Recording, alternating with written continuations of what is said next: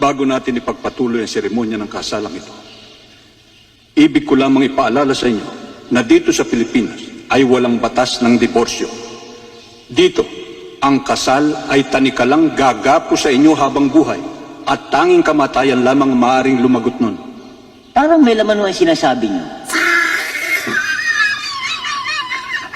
Pido laki mata, tinatanggap mo ba na bukal sa loob mo na makaisang dibdib ang babaeng ito na iyong mamahalin, paglilingkuran, makakasama bilang asawa mo habang buhay? Opo, Padre.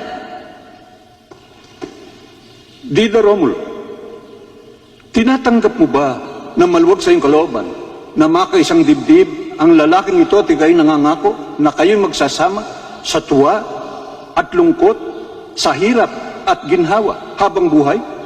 Opo, Padre.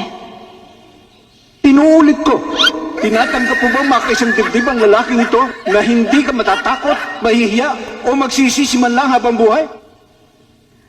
Opo talaga, Padre. Ikaw ang bahala.